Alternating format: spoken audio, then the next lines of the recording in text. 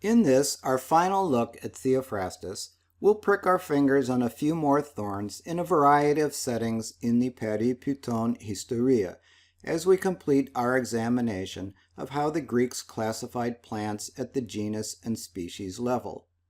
Let's start with geography. Book 4, as we already know, is about plants by geographical location and habitat.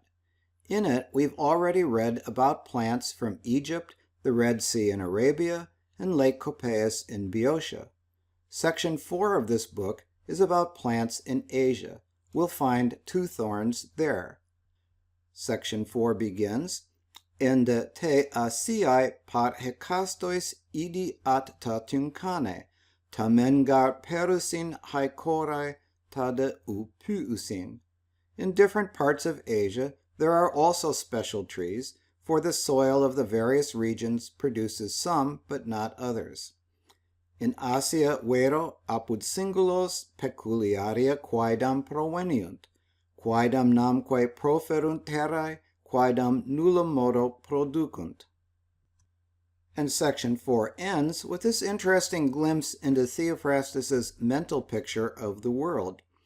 Peritotera de ton puomenon kai pleston ex elagmena prosta ala ta eosma ta peri Arabian kai Syrian kai Indus, hoion hote Libanotos kai he Smyrna kai he Cassia kai to opobalasmon kai to kinamonon kai hosa ala toyauta. Among the plants that grow in Arabia, Syria, and India, the aromatic plants are somewhat exceptional and distinct from the plants of other lands. For instance, frankincense, myrrh, cassia, balsam of Mecca, cinnamon, and all other such plants. Inter plantas autem omnium maxime superfluunt plurimumque a reliquis distant, quae in Arabia, Syria, Indiaque odoratae nascuntur, ut tus, murra, cassia, lacer, cinnamomum, quod alia huiusmodi. So regarding the East then, in men un tois pros heota kai mesembrian kai taut idia kai hetera de tuton plea estin. So in the parts towards the dawn and midday, i.e. the Greek expressions for east and south, there are these special plants and many others besides. Ergo plagis ad exortum merideemque vergentibus et haec ipsa peculiaria et alia his plura proveniunt. But in contrast to the exotic East, Theophrastus's sources report nothing of particular interest from the north, by which he means places like the Black Sea and Thrace. Inde tois pros arcton uc homoios, ut thengar hoti axion logu legetae parata koina ton dendron hakai pilopsucrata tuncane kai esti kai par hemin, hoion pelke, drus, elate, puxos, dios balanos, pilura, kai ta ala de ta toyauta.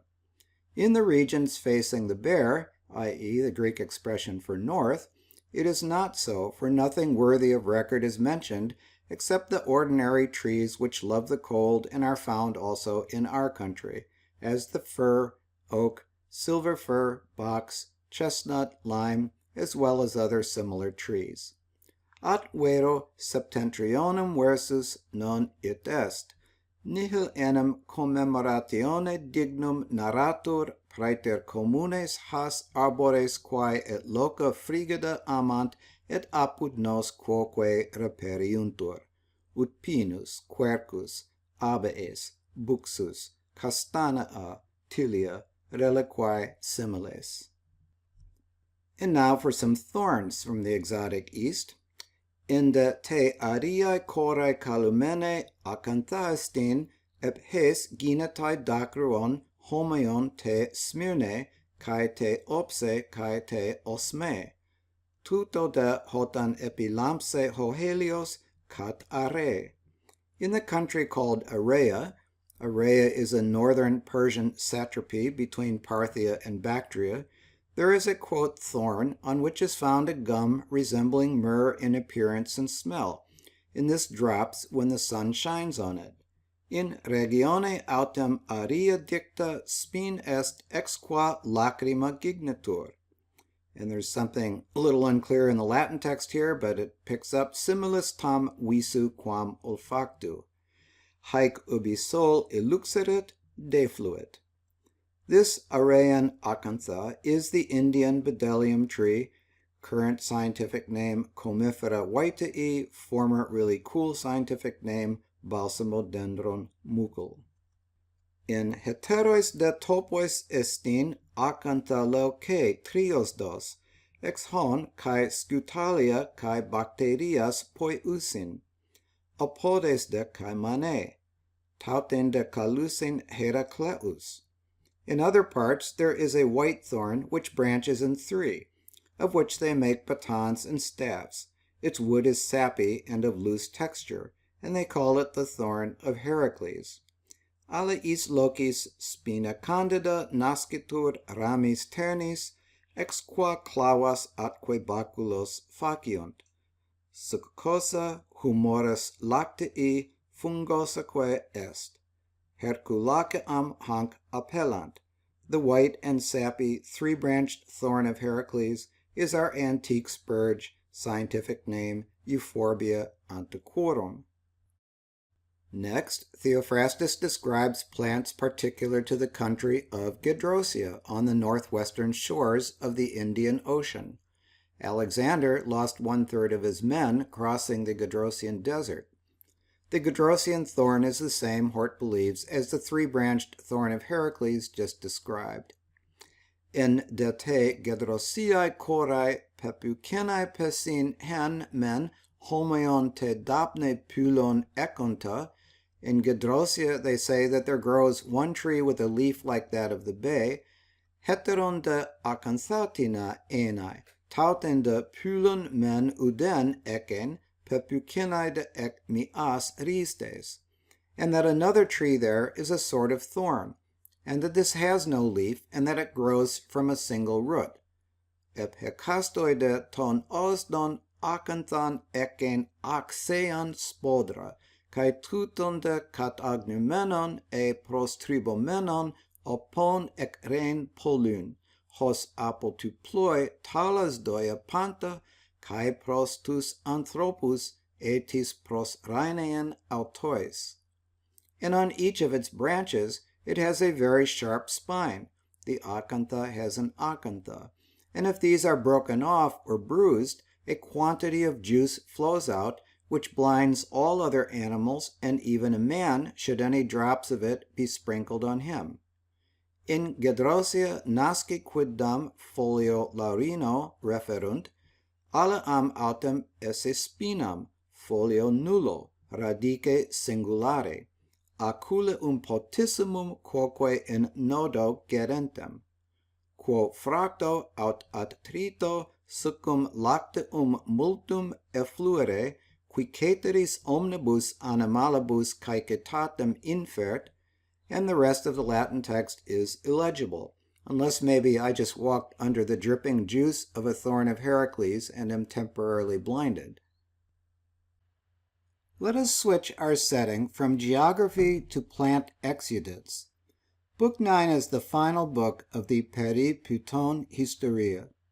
By this point, Theophrastus has finished his inquiries into the differences among trees, shrubs, subshrubs, and herbs. Book IX feels different. It deals with a variety of topics that make it more resemble the exclusive focus on medical and economic botany that we find in the later Greek and Roman, medieval, and Renaissance writers on plants.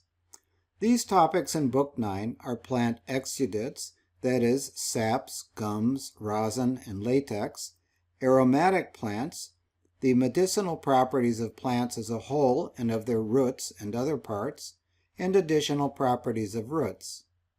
The book begins, He hugrotes oikea ton puton, hen ka lusitines opon onomati koinoi pros agoreontes.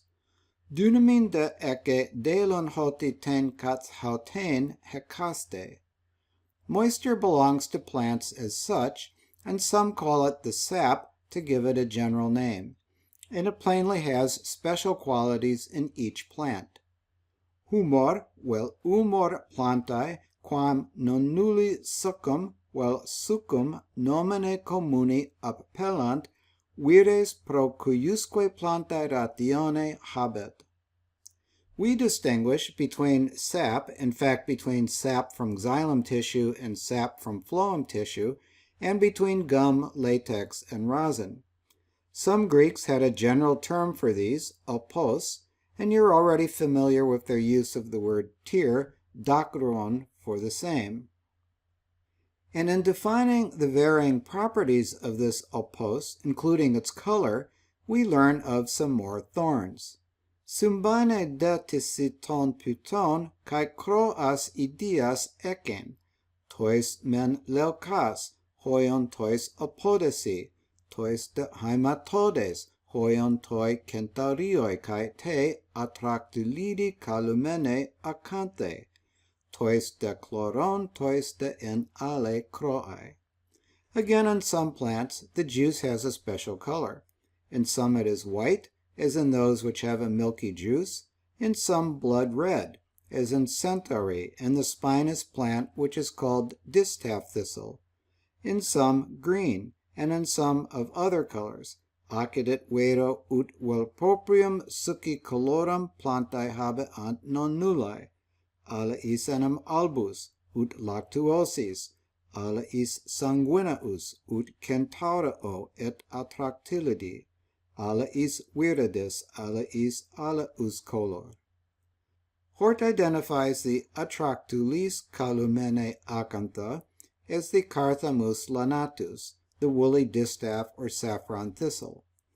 Ho attractos, Latin fusus, is the word for distaff or thistle. Presumably the Atractulis acantha was used to make distaffs. Another varying property of the opós is its viscosity. He dehugrotes ton men pacos ecce monon, hosper ton opodon, ton de kai docrodes ginetai, katsaper elates, tes acanthes, tes aegyptias, teleas, kai gar haute pere comi, plain uc ectuploiu al entoi corucoi. Again, in some plants, the juice is merely thick, as in those in which it is of a milky character, a class of opós he calls opodes, but in some it is of gummy character, a class of opós he calls dacrodes, as in silver fir, Egyptian thorn, elm. For this latter, namely the elm, also produces a gum, though it does not exude from the bark, but is found in the bag of the leaves. The word hort translates as bag is korukos, a word along with its synonym pera that from Homer on means a leather bag or wallet for carrying provisions. The leaf gall on the elm, or ulmus glabra, reminded the Greeks of this bag. The Egyptian thorn here is the acacia or Vachellia nilotica we've already seen. Humor autem ipse quibustam crassitudine tantum constitet, ut lactuosis, quibustam etiam in lacrymae modum gignatur, ut abieti, spinae aegyptiae, ulmo, nam aquoque fert gumi, verum non ex cortice, sed in vase. Eti de ab hon ho Libanos kai he Smyrna, dacrua gar kai tauta, kai to balsamon. There are also the juices from which come frankincense and myrrh, for these too are gums, so too are balsam of Mecca. Ad de illas, quae tus, quae miram praestant, lacrimis enim haec quoque a numerantur, ad haec balsamum. Cae eti toiuton heteron, hoion pasi ten acanthan ten indicen, ap hes ginetai homoion te Smyrne, and any others of the kind that there may be, such as, they say, the Indian acantha, from which comes something resembling myrrh, and this is the Indian bdellium tree or Comifera whitei, formerly Balsamodendron mucul, we found earlier in the Persian satrapy of Araya. Et siquid aliud simile sit, qualam etiam spinam indicam redunt, ex qua aliquid mirae simile gignitur. Sin istatai de kai epi tes skinu kai epi tes ἀκανθες tes ixines calumenes, ex hon he mastike. And a similar substance forms on mastic and on the spinous plant called ixine. From these mastic gum is made. Constitit et in lentisco et in spina ixina dicta lacrima, quae masticam redet. The ἀκανθα ixine calumene is the pine thistle. Our scientific name for the pine thistle is Atractulus gumifera. But though Atractulus comes from the Greek word for distaff, the actual distaff thistle we have met, the one with the blood-red sap, is now assigned to our genus for distaff thistles, Carthamus, not Atractulus. Confused? Join the club. It's thorny. The plants mentioned so far in Book IX are also in a class of plants the Greeks called fragrant, ta elosma. Hapanta de tauta elosma, kai skidon hosa piotetatina eke kai lipos. All these plants mentioned so far are fragrant, as in general are those which contain a viscous substance and are fatty. Haec autem omnia et fere quaecunque aliqua pinguedine constant odorat esse notantur. Ecce de Dacron kai he ixia he in Crete. The ixia of Crete also has a gum, quin et pina acardeus quae in Creta insula exit habere lacrimam dicatur. The Cretan ixia is the same pine thistle, Gaz's pina acardeus, as the ἀκανθα ixine calumene. When it comes to classifying exudates, where the exudate comes from on the plant is another important characteristic. Kai tuton men panton ente tois kaulois, kai tois delicacy, kai tois akramosi to dacron, eniunde en tais rhistais. In all these plants mentioned, the gum occurs in the stems, the trunks, and the branches, but in some plants it is found in the roots. Et eorum quidem omnium lacrima in caulibus ramisque constitit, quorundam autem in radicibus. We've been looking for thorns, or spines, or prickles, or thistles, anything the Greeks called an ἀκανθα, in a variety of settings in the Praefatio Historia. The last thorn we found is the mastic-bearing plant Theophrastus calls he ἀκανθα he ixine calumene. The Cretans called it ixia. This pine thistle, Pina acardeus, itself occurs in several settings and in fact with several different names. For example, further on in Book IX, we encounter it as a plant with medicinal properties. In section 8 of Book IX, Theophrastus pivots from the ὁποὶ he has discussed so far to medicinal juices in particular. Peri de ton ὁπών hosa me proteron eretai, lego de hoion etines pharmacώδεις ekai alas ecusi dunames, perateon homoios epein. Now we must endeavor to speak in like manner of those juices which have not been mentioned already, I mean such as are medicinal or have other properties. De succus quae superius non diximus, videlicet siqui medici aut alaas quasdam vires habeant, nunc pari modo explicare conabemur. Hamada cae peri riston, cae garton opontines ectuton, cae coris autai kathautas polas cae pantoias ecusi dunames. And at the same time we must speak of roots, for some of the juices are derived from roots, and apart from that, roots have in themselves divers properties of all kinds. Simulque de radicibus disseremus, succorum enim non nullos prem ex radicibus cert est, et seorsum ipsae per se multas atque contrarias habent vires. Notice how seamlessly in Theophrastus's mind the study of plant medicines is connected to the study of roots. In fact, far back in time, in these botanical praefationes, we pointed out that the opening chapter in Edward Lee Green's Landmarks of Botanical History is called Rhizotomy, and it is about the central importance of roots to ancient peoples. Theophrastus continues, Holos de peripanton parmarkadon, hoion karpou, kulismu, pulon, hrisdon, poas, kai lusigar kai poan, eniaton parmarkadon, hoiris dotomoi. And in general, we must discuss medicinal things of all kinds, from fruit, extracted juice, leaves, roots, herbs. For the herb diggers call some medicinal things by this name, herbs. Ad summum de omnibus medicamentis, ceo fructu, succo, folio, radice, herba. Nam herbas quoque ex medicamentis quaedam herbarii nominant. So herbal medicine, so called, goes back to the Rhizotomoi. In these sections, Theophrastus proceeds to describe methods of cutting roots for medicinal purposes, along with some associated superstitions, for example that in cutting some roots you should stand windward, and some roots should be cut at night.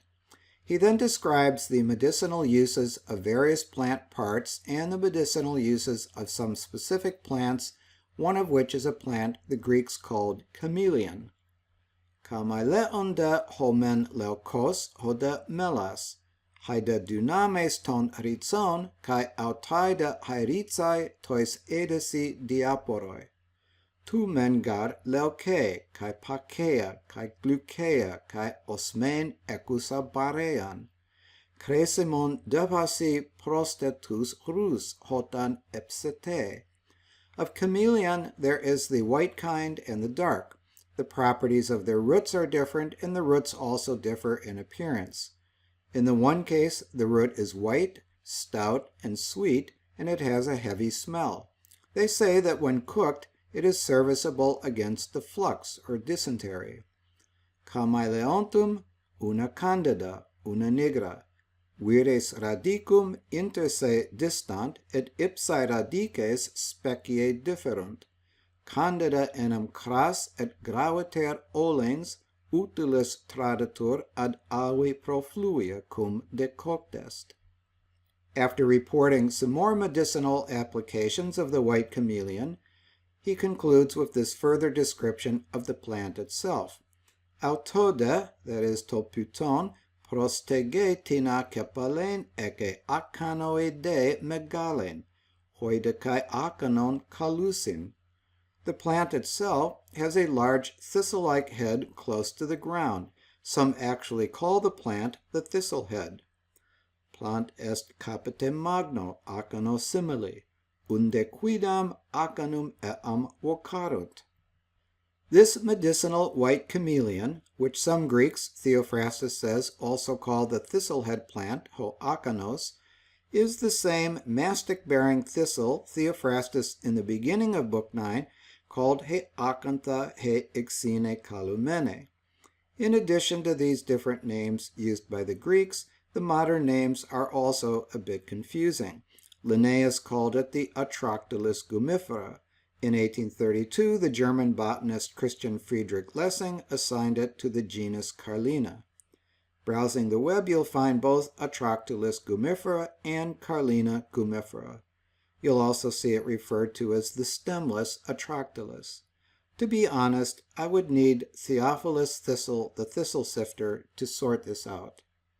But since I tried Theophilus Thistle, and he's not answering his phone, and since after Theophrastus we're going to move on to the other two major extant writers on plants from antiquity, Pliny the Elder and Dioscorides, let's see what light they can shed on these names.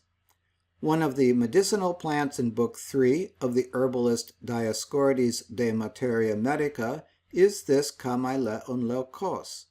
Kamaileon leukos, hon enioi ixian calusi, diato entisi topois ixon heuriscestai pros tais ristais autu, hoi kai antimastices autoi hygienices chrontai.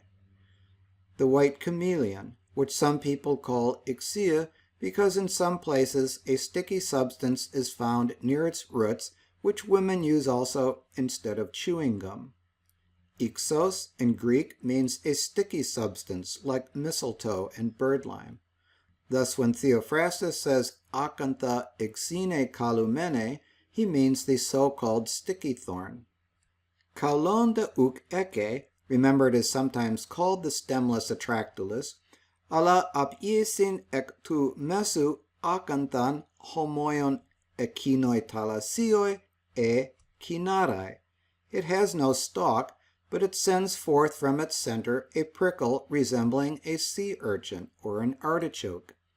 And in Kurt Sprengler's Latin translation of Dioscorides, which we'll come to know, Camaileon albus ideo ixia ap pelatur quod inquibustam locis viscum ad ipsius radices invenitur, quo et promastice mulieres utuntur. Caulum non habet, sed promet ex medio spinam, ecino marino aut cinerae similem. And Pliny, writing of various and sundry uses of various and sundry plants in his Naturalis Historia, says of the chameleon in his book 22, Chameleonum aliqui ixian vocant, duo genera eius, candidior asperiora habet folia. Serpet in terra ecini modo spinas edegens, radice dulci odore grave. Quibustam in locis viscum gignet album sub alis foliorum, maxime circa canis ortum, quo modo tura nasci dicuntur, unde et ixia appellatur, hac mastice utuntur mulieres.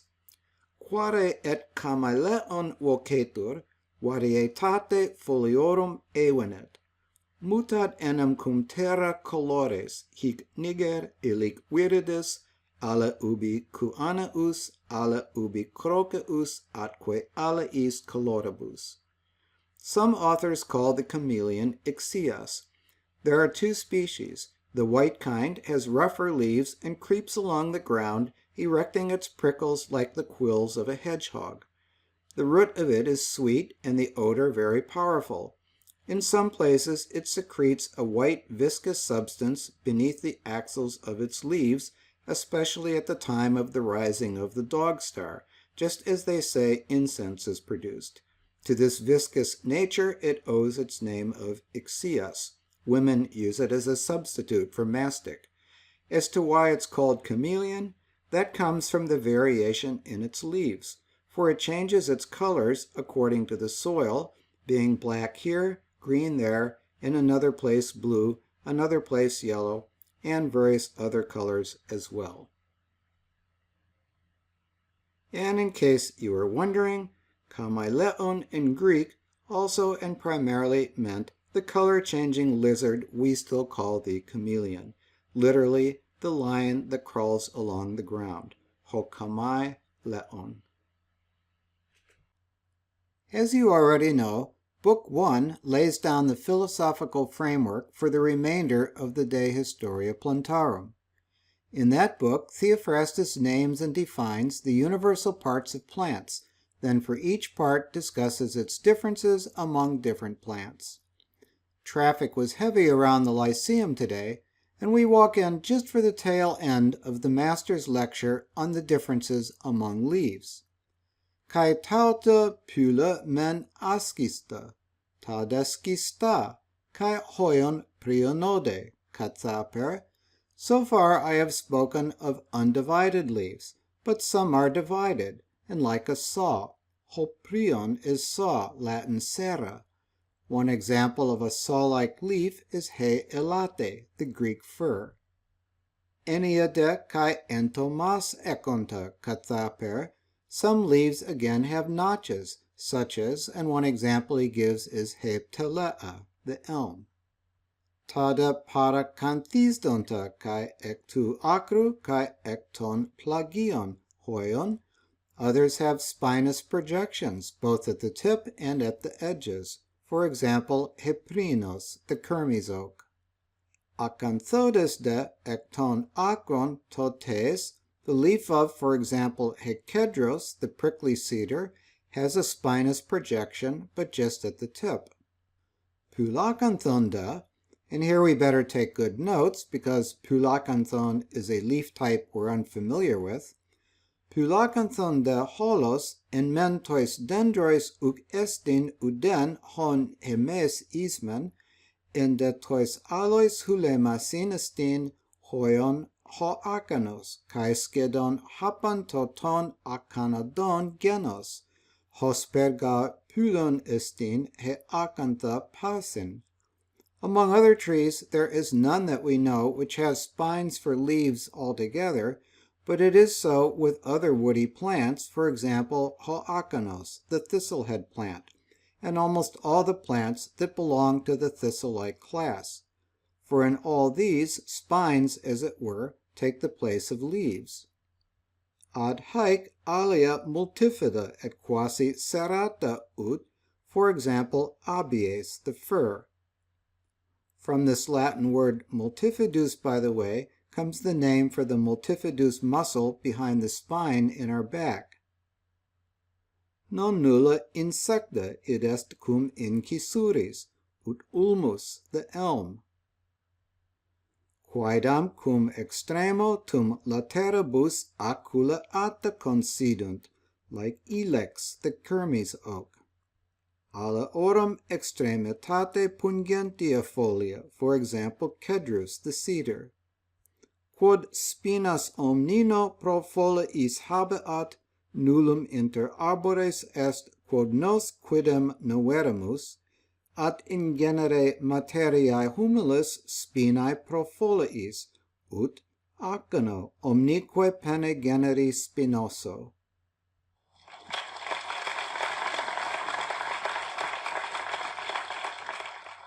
We applaud the master for another stimulating lecture. We applaud the appearance once again of our beloved pine thistle. We applaud, finally, because we get to go to lunch. The pine thistle is a subshrub. It gets its full description in Theophrastus' book about subshrubs, Book VI. Book VI begins, Peri men un dendron kai tamnon eretai proteron, hepomenon de epen perite ton pruganicon kai poi odon, kai etines en tutois heterae sum peri lambanon tai psei, hoion hege citera poi odes esti.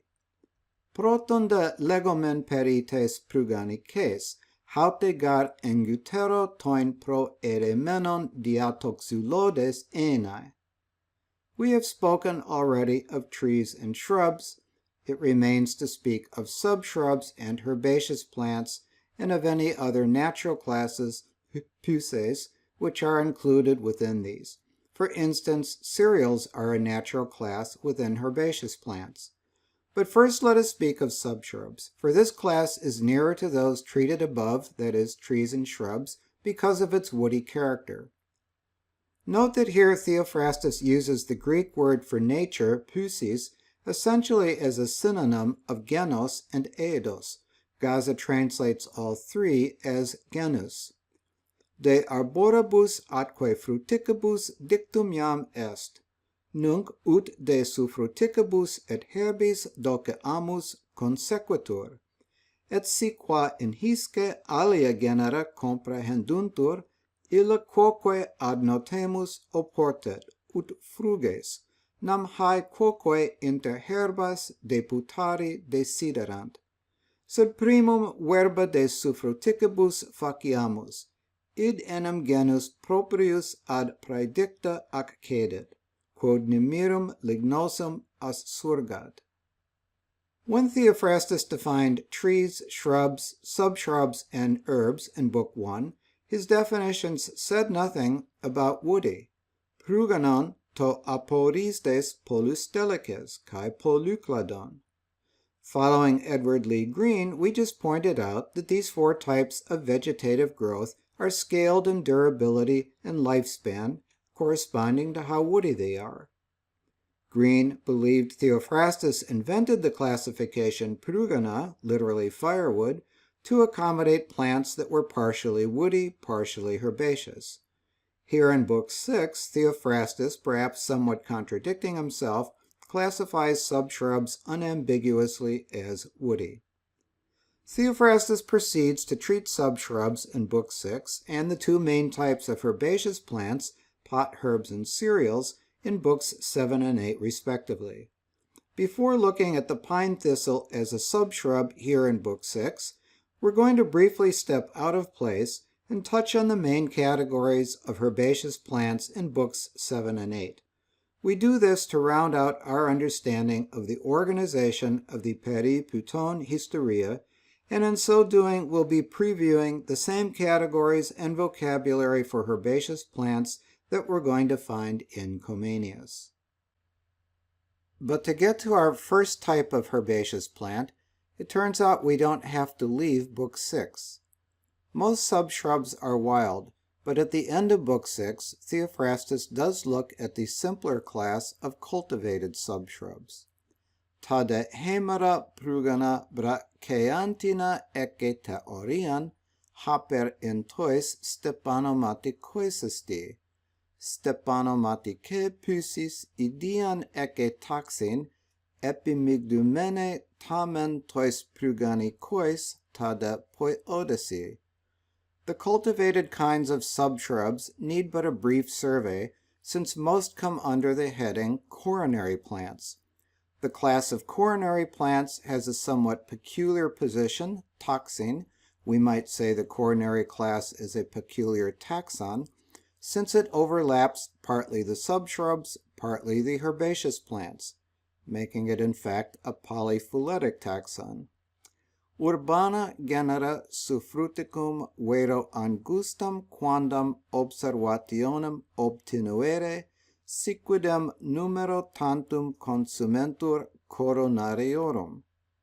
Enim vero ratio coronariae naturae ordinem quendam sortitur proprium it ut partem suffruticibus sit partem herbaceis permixta. And rather than split his coverage of coronaries over 2 books, he opts to treat the subshrub and the herbaceous variety together in this book on subshrubs. Now, the Greeks apparently perceived coronaries as a natural botanical class because they shared certain physical characteristics that made them suitable for making garlands, which was an important industry for them. In other words, it seems this classification was based in part on perceived natural relationships, in part on usage. You'll find that some of Theophrastus's intellectual heirs, the pioneering botanists of the Reformation era and beyond, rejected classifications based on usage as useless for a scientific understanding of plants. Speaking first of the subshrub variety of coronaries, Dice de he tuton frύγανικον di airesis he kata cresimon, ton mengar to antos monon cresimon, kai tuton to men eosmon hosper ion, to de anosmon hosper diosantos. The subshrub coronaries may be divided into 2 groups according to their uses. Of some, only the flower is serviceable, and of these, some are sweet-scented, as the violet, some without scent, as Zeus's flower. De vid autem haec suffrutices befariam exegunt, rataone scilicet usus. Alle or enim flores tant usui sunt, et eorum alaus odoratus ut viola, alaus sin odore ut iovis flos. The class of coronary plants is inextricably intertwined and partially overlaps with the class of fragrant plants and flowers. Based on the Greek variants os me and od me, these are ta puta el osma e el odma, as well as el ode, in Latin plantae odoratae, odoriferae. Theophrastus's example of a coronary subshrub whose only economic value is its flower, and whose flower is sweet-scented, is a violet Hort identifies as the Matthiola incana. Incanus in Latin means hoary, and the common name for this plant today is hoary stock, though Hort knew it by its more appealing common name of gilliflower. Also economically useful only for its flower, though in this case the flower is scentless, is Zeus's flower, or Jove's flower if you're a Roman, the carnation.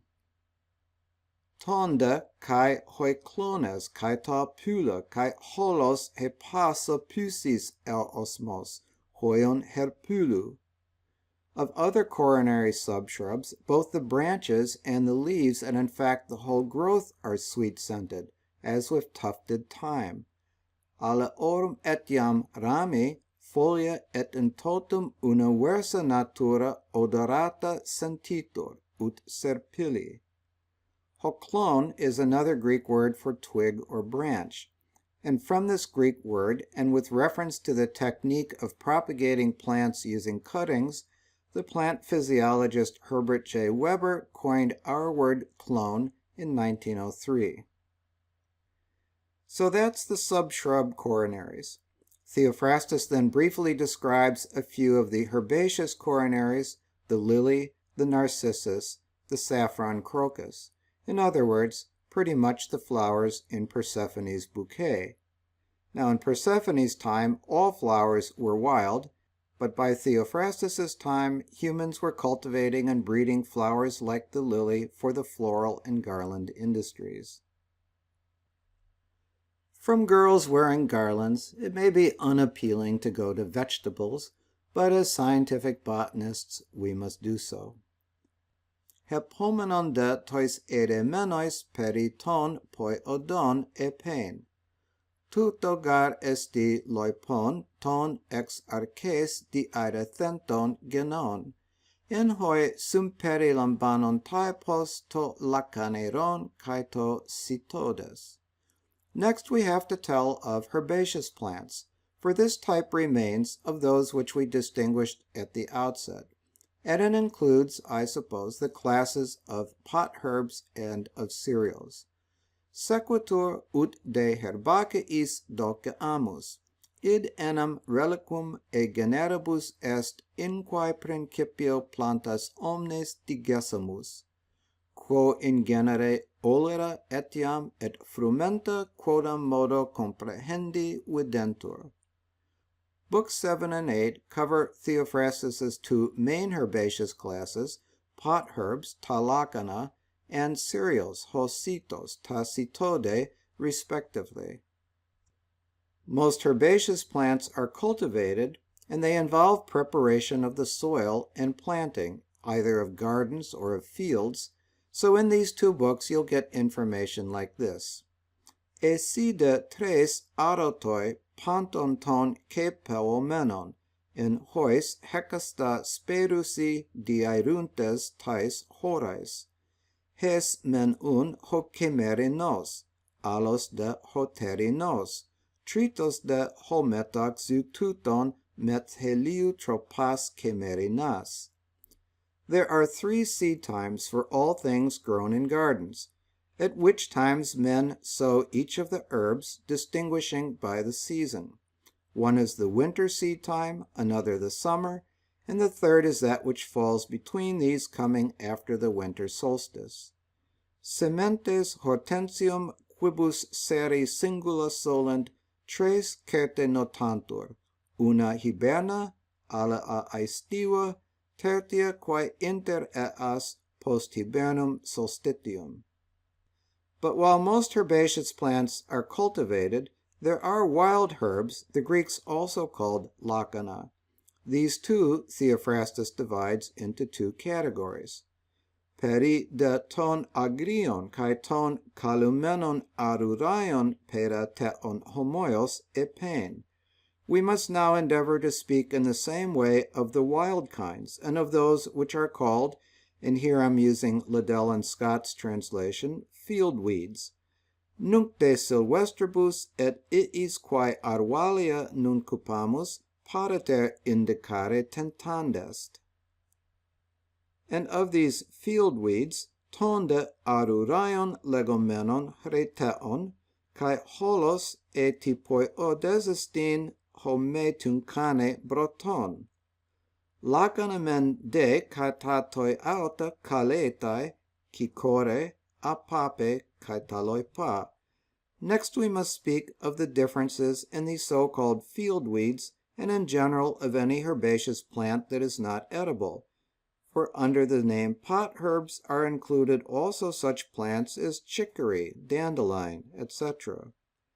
Agrestium autem appellatorum discrimina atque in totum cuiusque herbaceae minus cibo idonei generis exponemus, erg olera appellantur intubum, affaca, etc. Garden, field. Cultivated, wild, edible, inedible. Because of their sheer number and variety, classifying the non-woody herbaceous plants was destined to always be challenging for botanists. Here are some classifications based on their roots. Polydetigenos esti kai ton sarcorisdon e kepalorisdon, ton garisdon hymen lepyriodes haide sarcodes, etide hymen strongulae haide promeces, kai hymen edodimoi haide abrotoi. There is also a large class of herbaceous plants with fleshy or bulbous roots. Of the roots, some are in layers, that is, like an onion, some fleshy, and again some are round, some oblong, some edible, and some inedible. Genus autem veleorum, quae radice carnos aut capitata creantur, amplum certe sentitur. Radicum enim alae squamis constant, alae carne, item alae rotundae, alae oblongae, et alae vescendae, alae esui ineptae. Edodimoi mengar umonon bulboi, cae ta homoia tutois, alae he tu aspodelu risda, cae. Among edible roots are not only purse tassels and others resembling them, but the root of the asphodel, etc. Vescendae non tantum bulborum atque eiusmodi, ver etiam asphodeli atque. Book VIII treats of the second major classification of herbaceous plants, the cereals, hositos, ta sitode. Peride situ kai ton sitodon legomen. Duo de autu geneta megista tuncane. Let us now discuss corn and corn-like plants. Their principal classes are two. Nunc de frumento vel frugibus universisque frumentaceis agamus. Frumenti prim et maxima genera sunt duo. Tamen gar sitode, hoion pyroi, critae, tipae, sdeae, ta ala ta homoiopyra e homoiocrita. There are the corn-like plants such as wheat, barley, one-seeded wheat, zea, and the others which resemble wheat or barley. Sunt enim alia frumentacia ut triticum, hordeum, typha, zea, et reliqua quae tritici hordeive specimen quodam modum gerant. Ta de cedro pa, hoion cuamos, erebinthos, pissos, cae holos ta ospria pros agora omena. And again there are the leguminous plants, as bean, chickpea, pea, and in general those to which the name legume or pulse is given. Alia cedropa appellata ut faba, cicer, pisum, atque in totum quae legumina vocatare solemus. And Van Stoppel has a noteworthy comment on cedropa. The definition of cedropa, he says, are cata alia ex quibus panis non fit, cereals not used for making bread. The word cata alia and our word cereal, of course, comes from Ceres, the Roman goddess of agriculture and grain crops, equivalent to the Greek goddess Demeter. As you know from your study of constellations in Comenius the Beginnings, the constellation Virgo in the zodiac is usually identified with Ceres, seen as carrying sheaves of wheat, whose ear is represented by the brightest star in that constellation, the spica-virginis, hostacus tes partenu. Theophrastus identified a third class of Cetode for which the Greeks lacked a common designation. From Theophrastus's description, Hort labels them the summer crops, and these are mainly the millets. Tritonde par auta kenkros, kai haplos ta entois terinois arotois an onuma koine pros egoriae.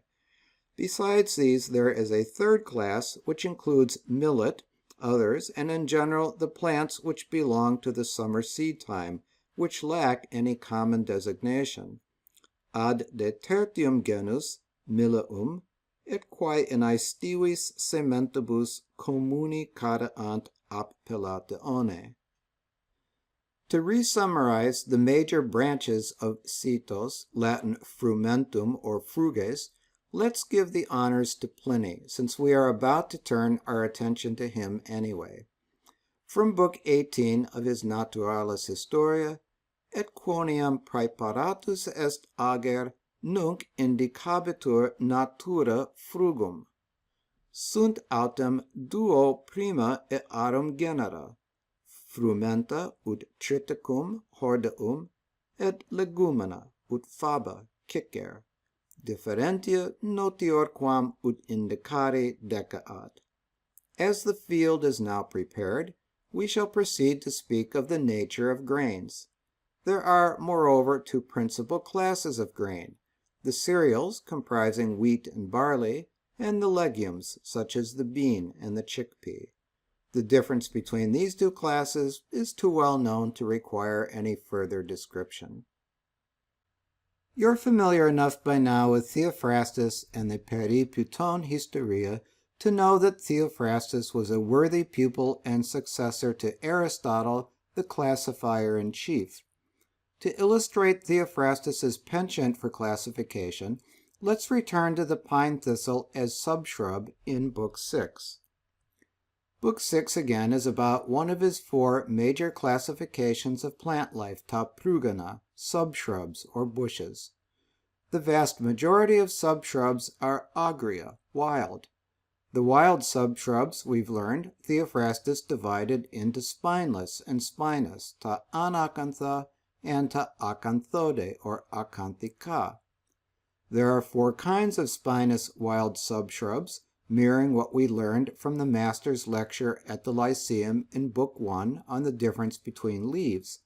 Ta pericarpi ἀκανθά, those having spines on their pericarps. Ta paraten ἀκανθάν heteron ekonta pulon, those having leaves in addition to their spines. Ἀκανθάe, pure spines that have no leaves except their spines. Ta pul ἀκανθά, the spinous-leaved, which is the largest of these four kinds. His definitions here in Book VI of ἀκανθάe, ουδέν ekonta pulon paraten ἀκανθάν, and pul ἀκανθά epiton pulon ekonta ten ἀκανθάν, may differ a bit from Book I. If you want an A in the class, you'll check that out. Among the pulacantha, the largest class in turn is to genus ἀκανθώδες, the class of thistle and thistle-like bushes. He defines ἀκανθώδες as follows: Lego de to ἀκανθώδες, hoti to kyema kai enhoi to anthos e kai ho karpos, ἀκανθός e ἀκανθώδες panton esti. I mean by thistle-like that the part that swells and in which is contained the flower, or it may be the fruit, is in all cases a thistlehead, or has that appearance.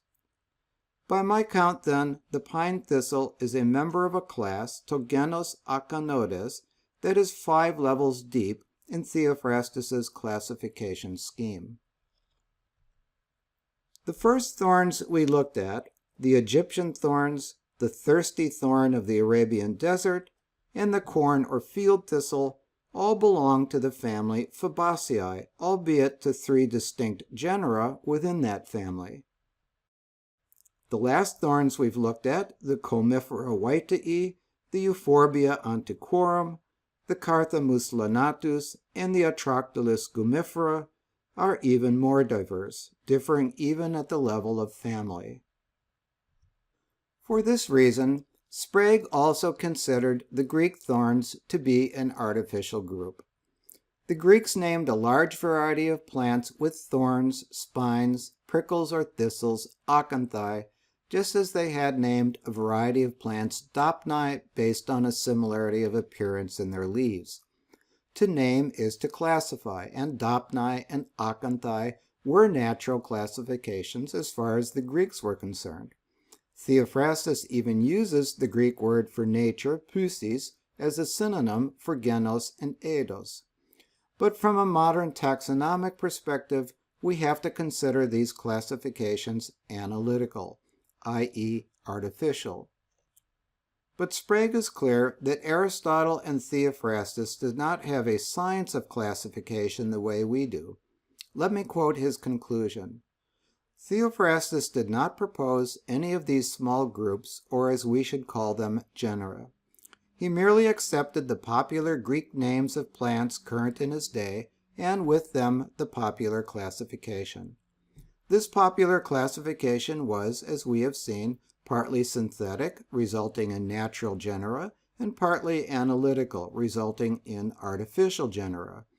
The same mixture of synthesis and analysis in classification is traceable throughout the centuries.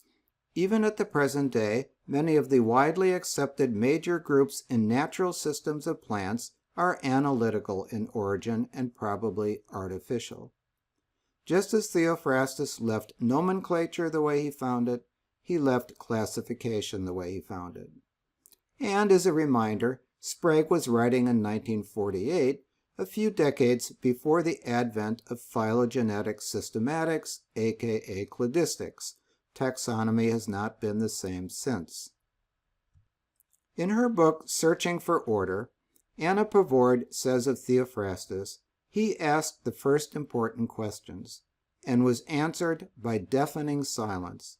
Almost 2,000 years passed before writers in the Renaissance with similarly inquiring minds rediscovered Theophrastus and realized that most of what had happened in between had been a waste of time. Consistent with that judgment, tongue-in-cheek, she nicknames the Roman Pliny the plagiarist. The question is, would Pliny have disagreed?